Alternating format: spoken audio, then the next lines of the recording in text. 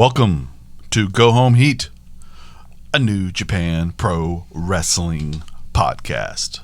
We have New Japan Jared here, and we are going to talk about the 2-day event of Wrestle Kingdom, and this will be, that's what we're going to do.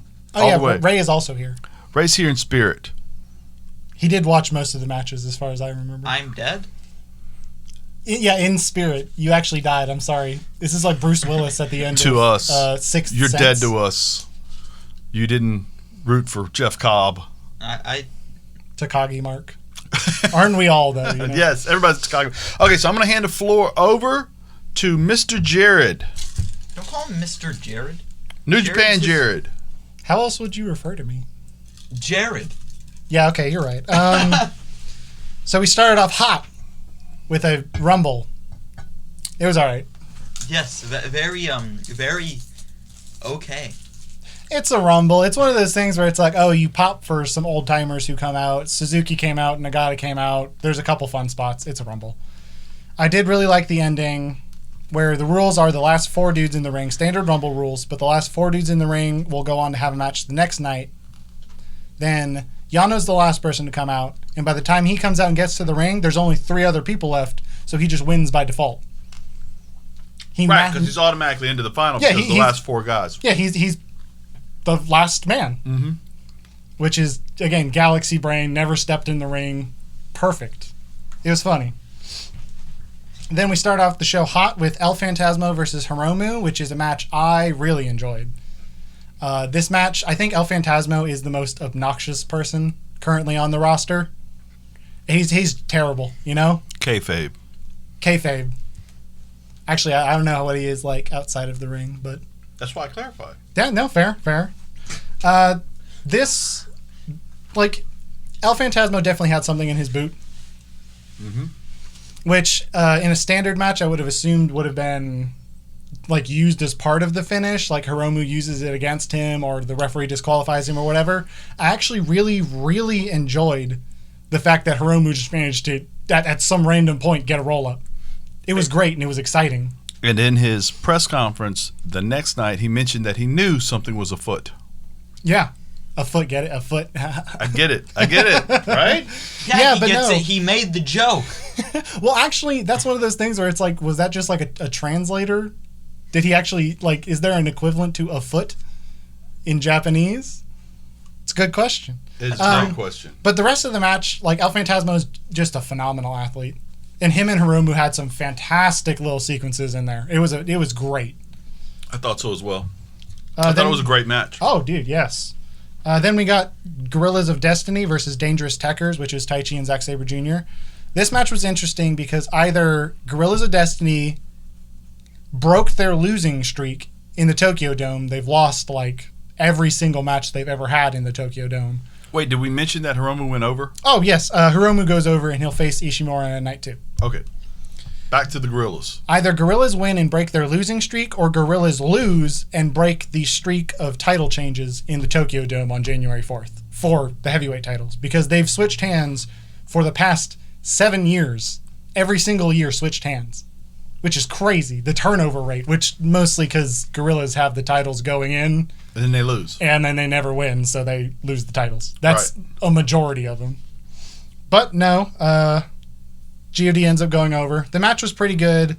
I think Dangerous Tekkers might be one of my favorite tag teams, though. I really, really enjoyed the dynamic between those 2 guys. Zack Sabre Jr. is such a unique talent, and I love rooting for Taichi. Mm-hmm. As much as I kind of love rooting against Taichi.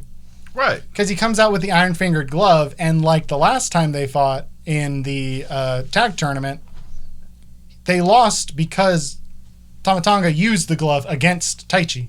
Mm-hmm. It's almost like they're telling a story where Taichi can't seem to really win unless he, like, gets rid of his cheating ways. It's almost like there's something to come.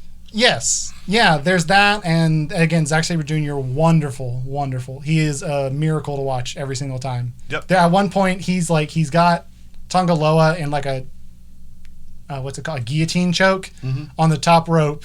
And he's yelling at Taichi to do the Tower of Doom spot. And he's like, it's the Tokyo Dome. Yeah. But he's just like, come on, we got to throw it all to the wind because it's the Tokyo Dome. Right. It was great. Great match, though. I'm sad to see Dangerous Tekkers lose. Mostly because I feel like they were the breath of fresh air the division really, really needed. Well, and it's also a different dynamic than you don't. A lot of tag teams don't have a submission guy that's pretty much just a submission guy in it. Yeah, and then Taichi has that, Kawada strong style, or King's Road style, really. Right. I also loved the fact that Rocky Romero, so Taichi's literally got Tama Tonga like pinned to the mat, like choking him with both hands, and they called it a Greco-Roman throat hold. Right. Which was, it popped me. Yeah, you know why it's called a throat hold? Because it's on the throat. Believe it or not, they're holding the throat, yeah. MLW reference. All right, where is that guy now? Mox promo. Mox has not forgotten about his belt. He cuts a promo. They have a cool little, the poem, and then came a rider on a pale horse, and his name was Death, or whatever that goes. He cuts a fun little promo about how they didn't want him to show up to New Japan, which is weird because Kenta spent the last 6 months dogging on him because he wouldn't come to New Japan. Right. But I get it. Mm-hmm. Then we had Kenta, who has the U.S. He has the briefcase so he can challenge for the U.S. title. Mm-hmm. He's defending it against Satoshi Kojima, and this match turned out really good. Right. This ended up being... they kind of came from the same places and in some ways have the same philosophy in their moveset. Right. It's striking, it's hitting, it's hard hitting, and it's just good. It was a slugfest, you know? Kenta ends up picking up the dub. Satoshi Kojima looks dang good for his age. Right. I mean, that dude's chest is huge. Straight, yes, that dude's chest and arms are massive. Right. Yeah. Beast. Good Lord, I loved it. Been that way. Yeah. Then we had Hiroshi Tanahashi, because Tanahashi always has to have a match in the Tokyo Dome. Always. It's his home more than anybody else's in the whole world. Right. Him versus Great Okan, who was a young lion who came back from excursion. He went to Rev Pro and was like 46-0 or something. He comes back. He works kind of an older style. He does Mongolian chops. He has like a claw move where he puts his over their head and then goes for a choke slam. He's all right. This match was okay. It's like Tanahashi, so the match was still good. Right. Because that dude's... Yeah, he's amazing. He's amazing. Right. Everything that dude does is magic. Even movies. Yes. It was a pretty good movie. Again, I really didn't expect that movie to be... Right. Just good.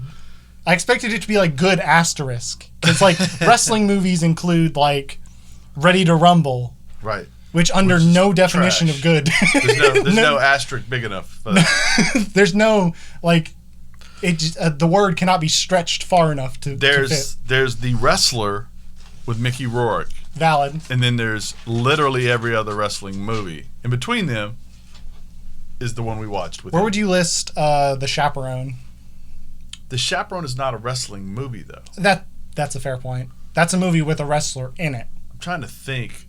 I think Hunter's been in one movie that's real. Blade? Yeah. 3? 2? Where's my dog? And it was perfect. Dude, Ryan Reynolds said there's a scene in there where he basically Arn Anderson slams Ryan Reynolds, and he said it was like having a condo land on him, like a condominium. I bet. Dude, yeah, it's kind of undersold how much wrestling hurts. Those dudes go out there and they have the equivalent of a car crash. Right. Every time they wrestle, or more, considering some of these matches. Well, Hiromu mentions that. Oh yeah. His promo post. It's painful and it's dangerous. Right. He said I probably shouldn't say that as much as I do, and then he said it 4 more times because he said and then he also followed it up with, nobody loves wrestling more than wrestlers, which is something people accuse wrestlers of not doing, is caring. You know what I mean? And they care a lot. It's dude, they don't go out here and Or who was it the other day? Oh, Ali was running down the fact that they had a Legends night, and which was all in script, of course, or probably somewhat in script. But the point of what I'm bringing up here is that he said something about how they could barely walk to the ring, and Charlie was like, "Yeah, that's because they literally gave their ability to move to the fans over the course of their careers, and that's fairly true. Oh, you know yeah. what I mean? Tanahashi is a great example of it. He can barely walk, but he can still go out and give you a good match. Dude, he could put on a 5-star match with his eyes closed. Right. And two bad knees. And two exploded knees. Yeah. Good Lord. The next two dudes, not beat up at all, though. Well, Okada's a little beat up. But we got Will Ospreay versus Okada. Non-title, nothing on the line, just a grudge match in a lot of ways. Oh. And Ospreay had a lot on the line. I mean... According to him. Yeah, according to him, credibility. Mm-hmm. It was good. This match was really good. Great. I'm going to splurge about this match a little bit because I Go. really liked it. So right off the bat, the dynamic that these two have had in the past has been Okada fights Ospreay, takes Ospreay under his wing in chaos. Ospreay continuously fights against Okada in a, big brother, little brother challenging sort of way, with Okada obviously being, the best wrestler in the world. That, what do you call it? He called it like a glass ceiling in chaos, was always Okada. Mm-hmm. So eventually Ospreay this year turns heel on Okada, makes his own little faction with Jeff Cobb and his girlfriend, and Okan, who was in the Tanahashi match. And then decides to pick a fight with Okada. Keeps beating him up. Okada finally says, okay, you want a match? You'll get a match. So Okada's coming into this big chip on his shoulder. Ospreay's going in with a big chip. Okada smiling at the start of the match. Mm-hmm. This guy was waiting for it. Mm-hmm. And I think the main story through this match, told by Okada, was at the beginning being glad that he was in the ring and getting a chance to get some revenge for the hurt he had been given. But as the match goes on and they get more serious, it suddenly turns into, oh, I'm really going to have to hurt him, aren't I? The switch from, oh, I'm mad at this guy and I'm going to beat him up, to, man, I really cared about this guy and I'm really going to have to hurt him because he's really going to hurt me. Because there's a moment out on the apron, out on the outside, where Okada gets the better and he rolls in the ring. He does like a big move on Ospreay. I think it was it the apron pile, the apron tombstone? I think that was the spot. That's a big move, right? That's a lot. Absolutely. Ospreay rolls out to the floor. Okada goes in and he's willing to take the count out victory. I think that was the pivotal moment of the match for me when Okada really realized, like, oh man. Because Okada, if he was really mad, he would not have taken the count out victory.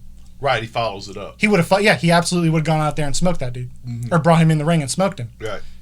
The fact that he was willing to do that, and then immediately when Ospreay gets back into the ring, just hit him as hard as possible over and over, there was a shift. Right. Oh, dude. Okada is... Sometimes I forget, and then he has a match like this. He really is the best wrestler in the world. There's a couple people in that conversation, but in terms of just pure athleticism, pure move execution, pure storytelling that came through in this match with his facials and the way he tells stories, it was perfect. Ospreay, I do want to give props to Ospreay for his moveset switching over to a heel one with more brutal, vicious moves and less, traditional Ospreay moves. I thought it was really successful. I thought during this match, I was like, man, this is a really, really aggressive, angry, vengeful Ospreay. Although he did use some of his high-flying moves to gain a little bit of an edge on Okada later in the match, which I like that. It goes back to show that, man, did he really make the right decision? He had to go back to who he was to get an advantage on Okada. Right. Was him switching worth it? And I think that's the question that Ospreay has at this point. I think that's also why he was saying that he... because I complained about this in the group chat, but when wrestlers turn heel and then they're like, oh, I was evil the whole time, it's really boring because it's like, then all that character work is gone. Ospreay said something similar where he was using Okada for fame, but in this situation, with the way that they used moves, like with using the high-flying moves to go back and gain an advantage, I think that's the text of the story, is that he's saying stuff like that to reassure himself. Right. That he made the right decision. Right. This match was awesome, though. I mean, it's Ospreay Okada. Come on. Too talented. too talented to have anything but like a 9 out of 10 match. Right. So good. I love the story on this match, though. All right, so for the main event of night 1, it was Ibushi versus Naito, a matchup we've seen a handful of times over the past couple of years in some straight-up dangerous matches. Their match at Madison Square Garden and their match at Dominion are the ones that stick out to me as like, wow, those dudes really just be out there killing each other. Right. This match, however, was wrestled with more respect, if I can elaborate on that a little bit. So both in character and out of character, their previous matches for the Intercontinental title, they had a lot to prove. There was a lot going on in those matches where they were both not quite top of the card. And they both ended up being top of the card, as this shows. But this match was wrestled with so much respect. Like, Naito didn't really do a lot of his Dirty stuff. Yeah, like, even at the beginning of the match, they just locked up. Naito didn't do his normal disrespectful shtick. He didn't spit in his face. It almost felt like pre-Destino Naito rather than... Yeah, in a lot of ways. Which it's kind of nice to see because it's Naito growing. Like, the fact that he gave Ibushi a match in the first place shows quite a lot of growth. Because Ibushi lost the contract to Jay White, right? Right. He could have just been left off the card completely.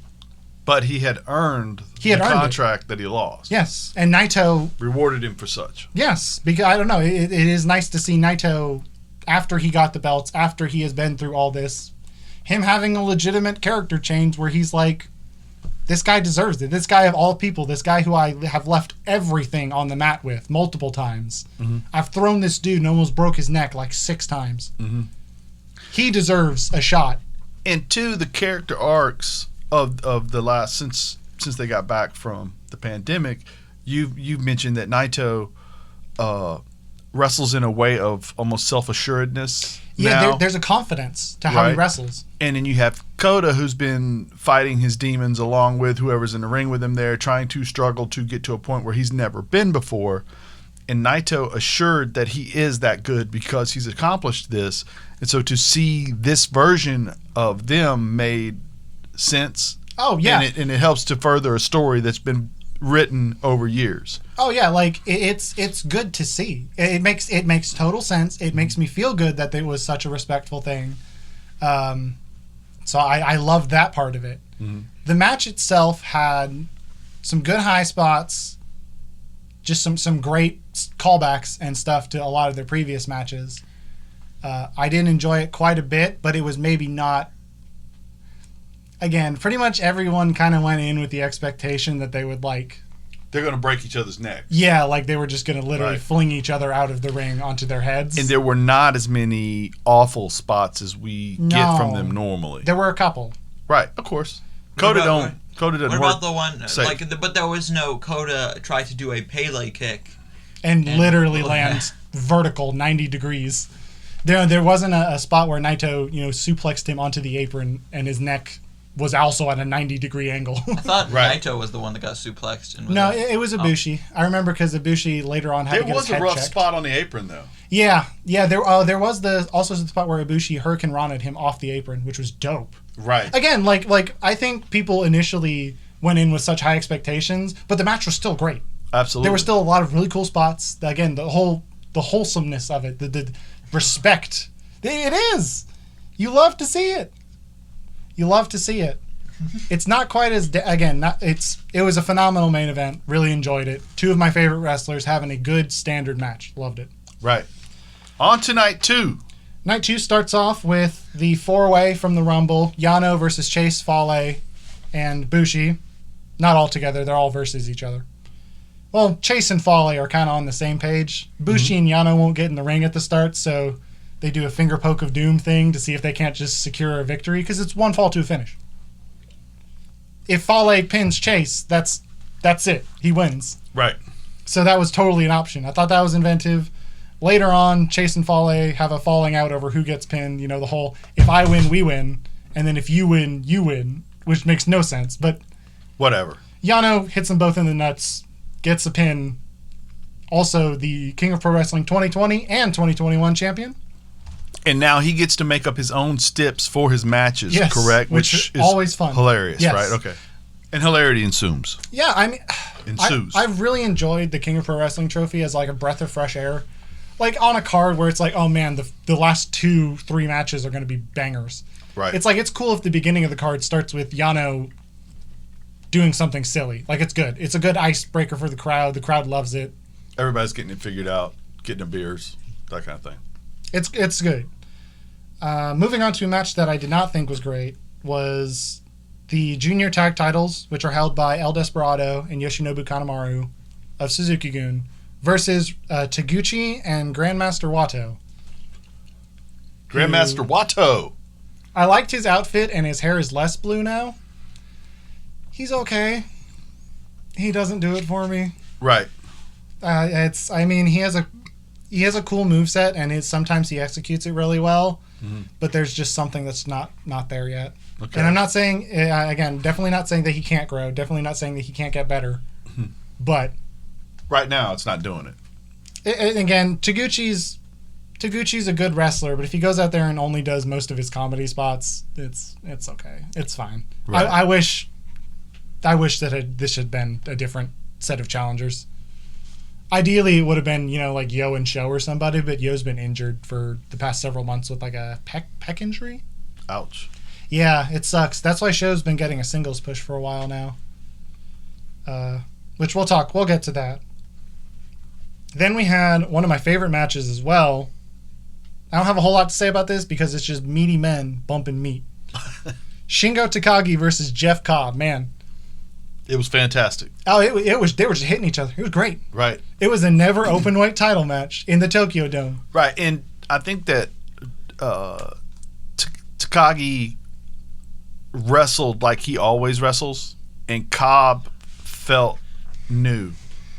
Like this was a little bit like he realized the stage he was on this time around, and what did you call that move that Cobb did? The moonsault power slam. Jeepers creepers.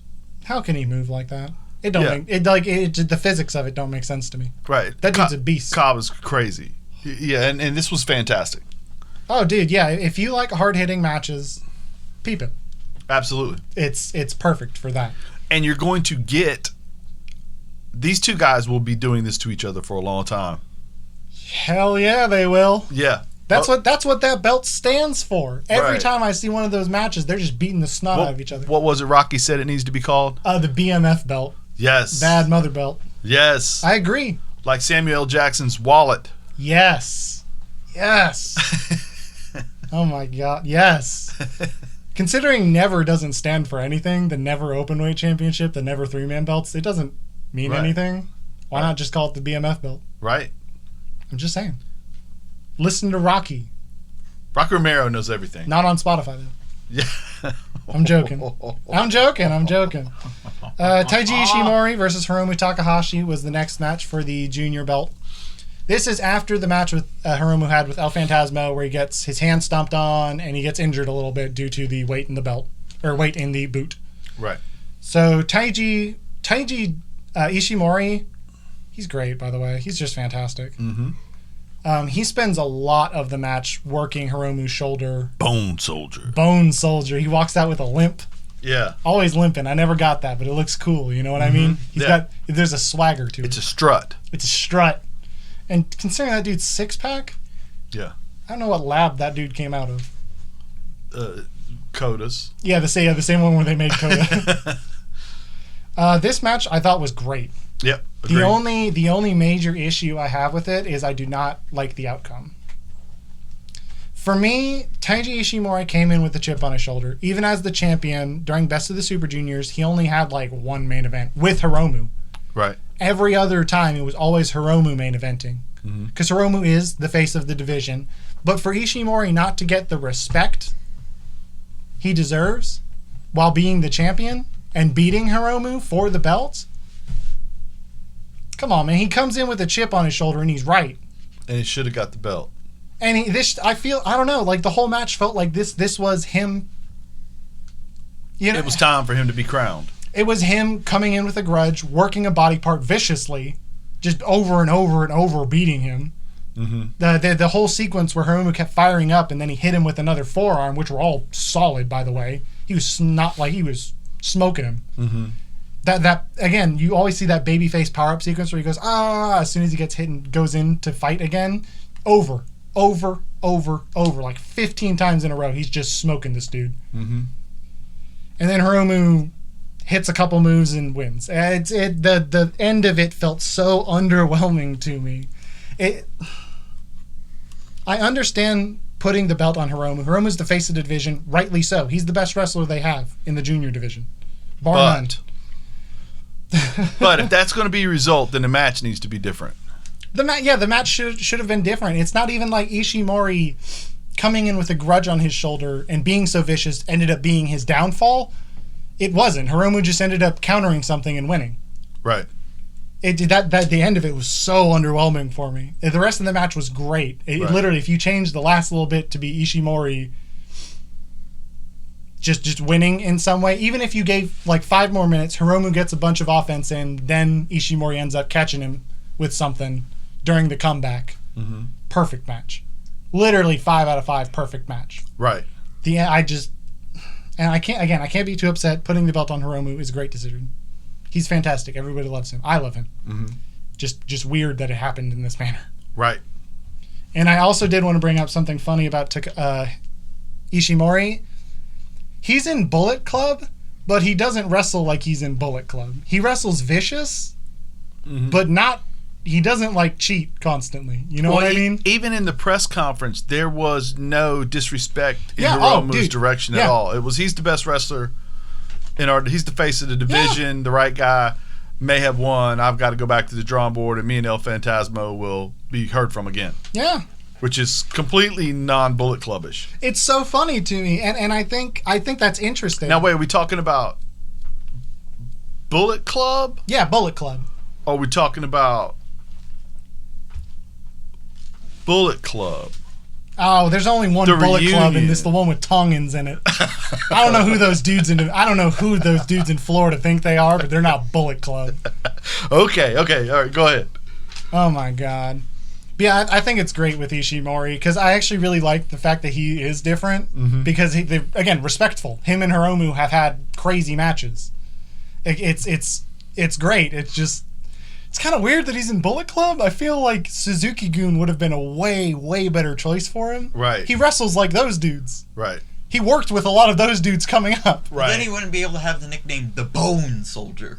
That also a totally valid point. I don't think a gimmick has had a better turnaround than Bone Soldier. Because Bone Soldier used to be the guy who played Captain New Japan, who sucked. Then it switched over to Taiji Ishimori, who rules. Literally the best gimmick. Mm-hmm. Imagine if, like, Ultimate Warrior one day during the 80s, he just disappeared, and then a new guy came back who was like 10 times the rest, fucking 50 times. It's like Bret Hart. Yeah, it was Bret Hart in face paint. Yeah. He shows up. Yeah, dude, it'd rule. You'd be like, oh, dude, this new Ultimate Warrior, he's awesome. Right. And I did actually skip over Sonata versus Evil, which when I rewatched Night 2, I also skipped over. It's okay. I liked it. It's fine. It doesn't feel like Evil. It doesn't. Evil does nothing for me, and Sonata. I don't think this was a great Sonata performance either.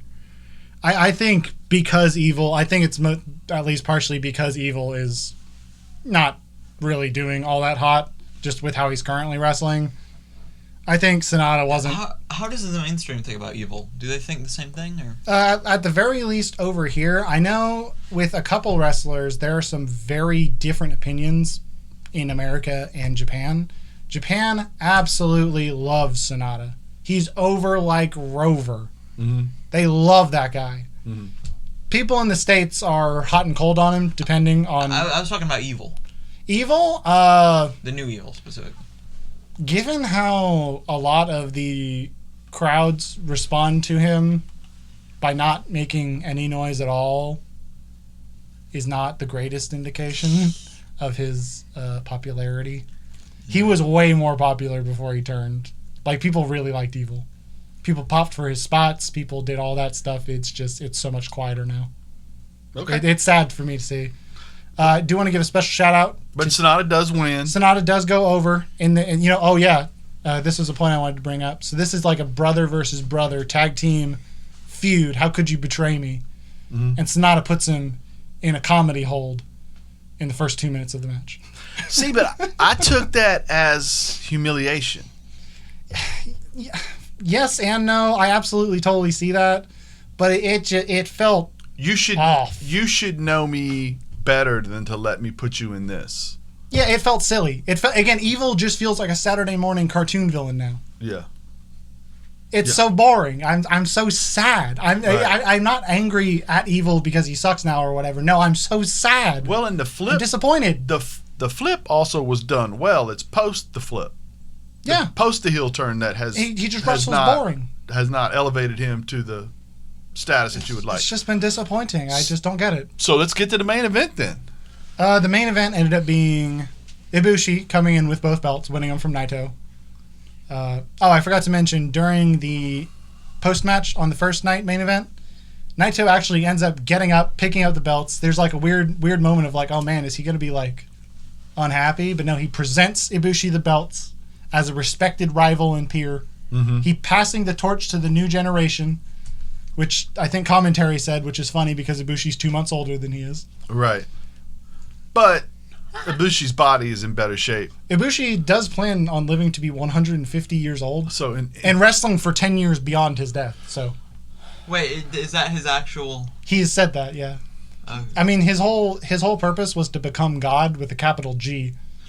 He kept saying that during the rise to these matches. He kept saying specifically, become God. And Jay was piggybacking on that if you can become God, then if I beat you, then I'll be God. Yes, which I think, oh man, I loved this main event.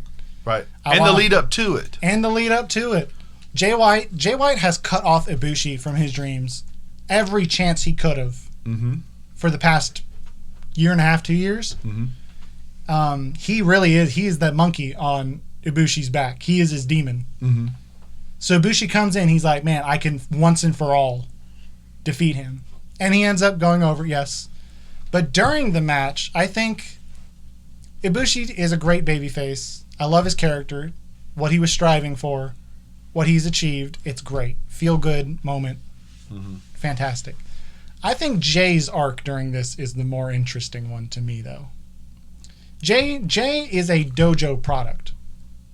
He spent years and years training, doing his best, going on excursion, coming back, being one of the best damn wrestlers in the whole world.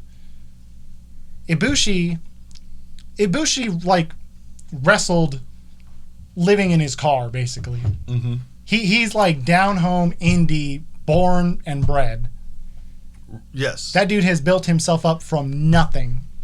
From wrestling with his friends on beaches and in backyards. Whereas Jay White would be the blue blood type wrestler. But there is also an angle where Jay White sees that Ibushi did not come up, and he sees that hard work as somewhat illegitimate. Maybe he was just fooling around on the indies, you know? He wrestled on a kayak. He wrestled on a kayak. He shot fireworks at himself. Yeah. The old... It's not the distinguished. He didn't train in a dojo. Right. And think about it, too. You know, Jay came from New Zealand. Yeah.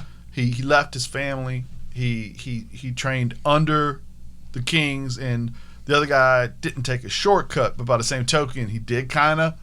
He wasn't working like I was working every day, and it's that you're a minor leaguer, I'm a major leaguer, regardless of our talent levels. I've sacrificed so much, right, to be here, right, and he goes over that in the post-match promo. And you're a spot guy.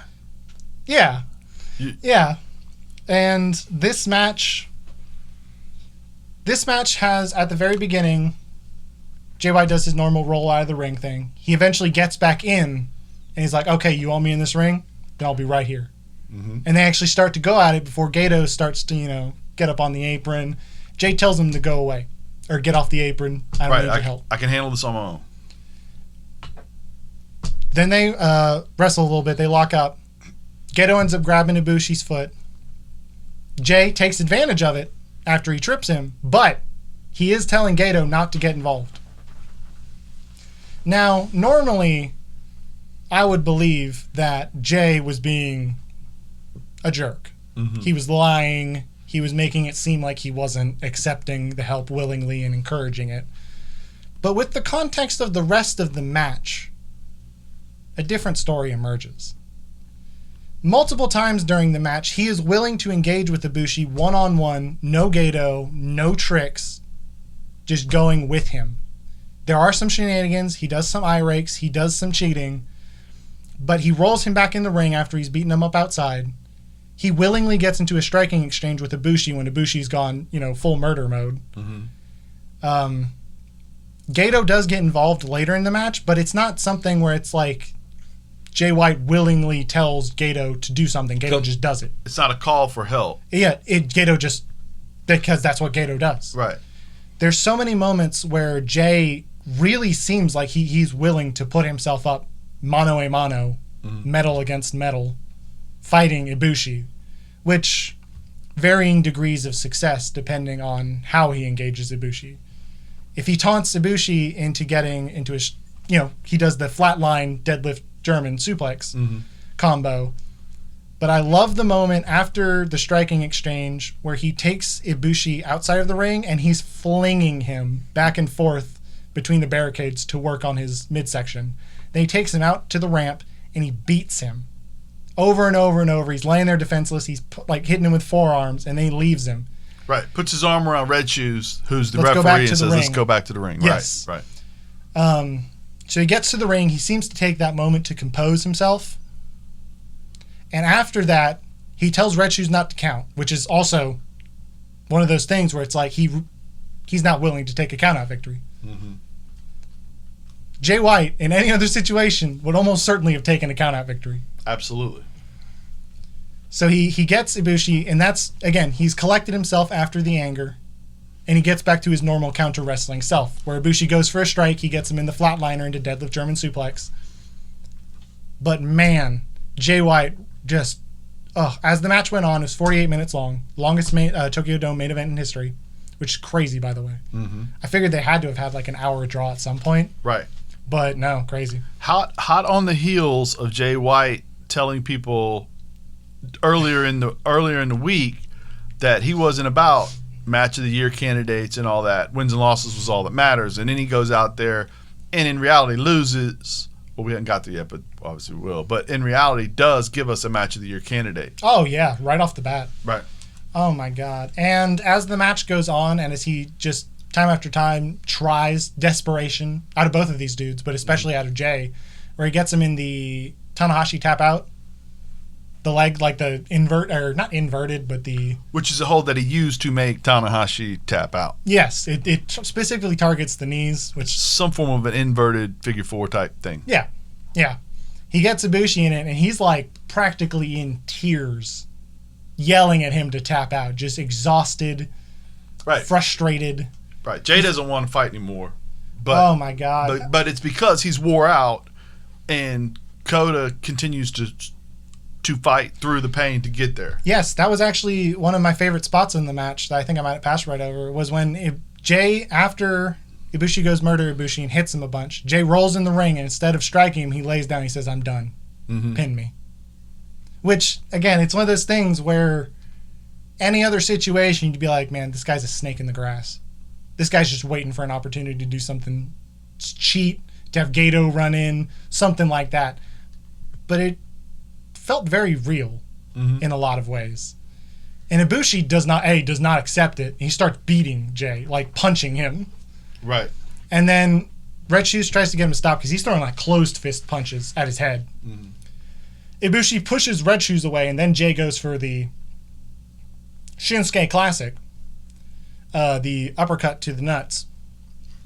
But and again, the context of this match changes so much of what European Jay does. uppercut. Yeah, the European uppercut to the nuts.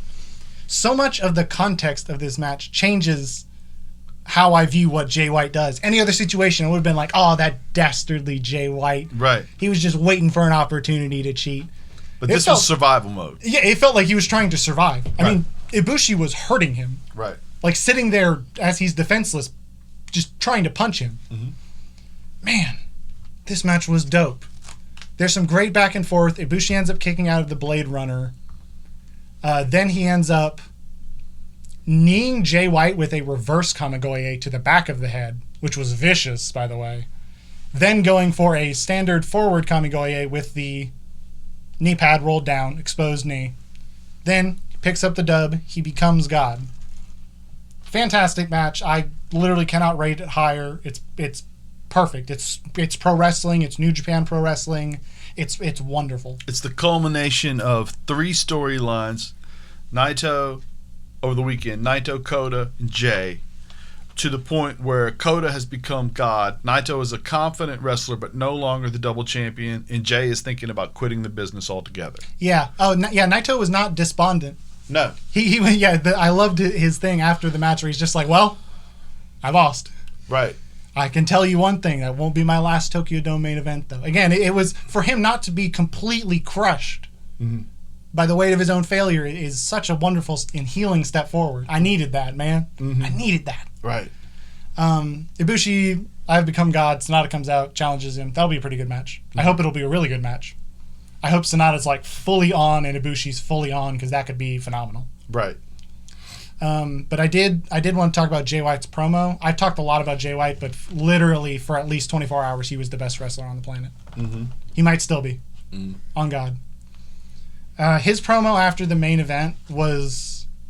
You don't often see a promo from a heel, especially after like a high-profile loss. The heel usually just goes away for a while and then comes back and he's angry again for whatever reason.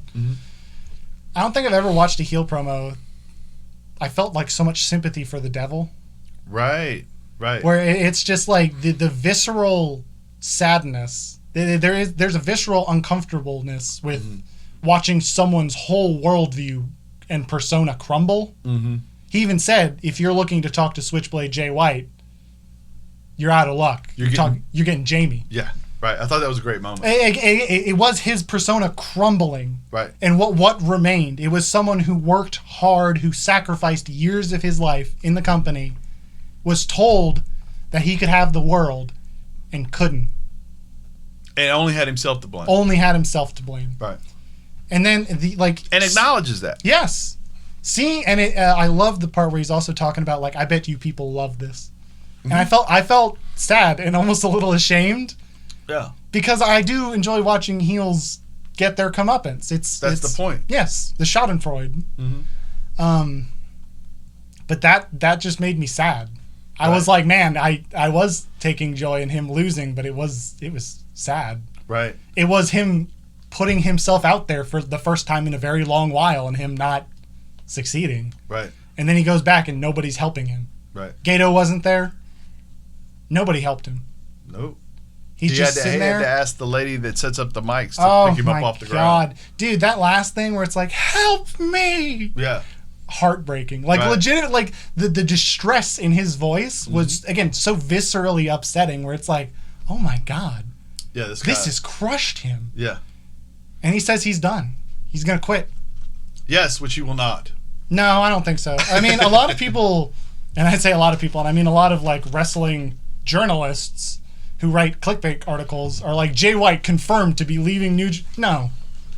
I don't think that dude leaves New Japan. I don't. He's perfect. That dude's they're giving that dude the world. He's 28, bro. He's main evented Wrestle Kingdom. That the only other person they've ever like really done that with was Okada. Wow. That's the great. Tanahashi was 33 when he became the ace. And I would think that right now, if you say the New Japan, Kota's kind of. I love Kota. Yeah. But I think that common thought is their contribution for wrestler in the world, number one, currently, Okada and Jay. Yeah, absolutely. You know, no matter, you know, and I don't argue with them. You know, no, that's facts. That's what people think, and that's probably true. Yeah. All right. So you had a great time. I did have a great time. Yeah, it was a good Wrestle Kingdom. Great Wrestle Kingdom. I thought I'm with you. I thought that main event was Beautiful. Absolutely incredible. And it was hard to concentrate because when we watched it, you kept telling me how great it was. But it was. I have to point it out, man. The details. The details you weren't in wrong. this match. You weren't wrong. It was fantastic. Absolutely fantastic. And Jay's. How do I put it? It wasn't Coda. Yeah. I mean, it's that. Coda's a fantastic wrestler. And his shtick when, okay, at this point, I'm not just wrestling you anymore. I'm going to beat you. going to murder you, right? Yeah. That is great, but that's every big match. What Jay did was make everything different. You know what I mean? And so that's where you talk about the little things. That's why you say Coda can do so many more things than Jay can do. A lot of guys can do so much more than Jay can do. What they can't do is tell that story. Yeah. And that's what separates him, and that's what separates, like you said, Okada from everybody else. And what's amazing is, we were talking about he doesn't ever even go to the second rope. Yeah. He doesn't have to. There's no reason to, because I'm going to make this – how you're going to be invested isn't that I'm putting my body at risk. It's that man's beating me up and you hate me. And I'm out there, yeah. That's where your emotions come in, and it's the great ones can do that. Yeah. Ric Flair, he didn't, he went to the top rope once a match and somebody grabbed him and threw him to the ground. It was great. Yeah, but that was the point, though, Yeah. right? And it's a wonderful thing to watch, and it's cool that somebody in this generation has got that down. Best heel in the world, bar none, except no substitutes. Currently. So that's it, huh? Yeah. We don't really know what New Japan's future is going to be like in the next couple months on whether or not they're approaching another lockdown, maybe. Yeah, we don't really know. They set up a couple of feuds. Show versus Hiromu for the junior heavyweight title. Mm-hmm. Tanahashi versus Takagi for the never openweight belt, which I thought was interesting. Obviously, Sonata versus Ibushi for the big belts, which Ibushi said he wanted to merge them. I don't want that. I really don't want that. For me, and even Ibushi says it, the heavyweight title's the greatest belt. Mm-hmm. The Intercontinental's the strongest. Mm-hmm. Because of the work of people like Ibushi. Mm-hmm. Or, no, excuse me, Nakamura and Ibushi. Mm-hmm. That's what the Intercontinental belt is. Mm-hmm. It's show-stealing match. Might not be the last match on the card. Might not have that air of gravitas. It is the person approaching. It's the person who's approaching best wrestler in the world status, yeah. and he's tasked with that belt in order to give you the best match on the card. Oh yeah, that's your job. Go out there and have the best match on the card. Straight up. Because sometimes a championship match can be a story, not very much so. Not a work. Very much so. Work rate, not work. Yeah, that's why I hope they don't. I'm just like Naito threw that idea around. Ibushi's throwing that idea around. Okada's. I don't want it. I don't want the belts. I want you to break them up and get that second net to last match on the card could be match of the year candidate. I want that again. Right, correct. In addition to the main event, in addition to the junior heavyweight, in addition to the never openweight. Right. If I get that, I think that might be why. They just have a lot of belts. If they condense it down to 3, that makes total sense. But for me, I feel like they should. I don't know. The never openweight belt fits a very specific line of match: hard hitting, strong style, beefy dudes smacking each other. Right.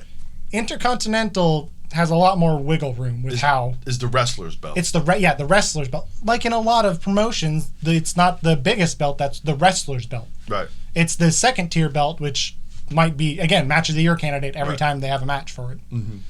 Yeah. But it was great. I'm excited for the year going forward. I know this year was somewhat rocky booking-wise in spots. I don't think the Evil thing ended up working out, but I will say that the heavyweight division getting a breath of fresh air with Ibushi, Tanahashi, and Dangerous Tekkers was great. Again, I'm not super thrilled with GOD having the belt again. Not because they're bad. By no means. They're great. But I did enjoy not having them in every single tag match for the belt. Right. But whether challengers or champions, I did enjoy having other. Variety. Yes. Yeah. I mean, they're tried and true face of the division people, absolutely. But I like variety. Right. All right, so that's a wrap then. That's a wrap. Okay, then for New Japan Jared, for the Go Home Heat Kid Ray from EKP, this has been a Go Home Heat production, copyright 2021. Go home.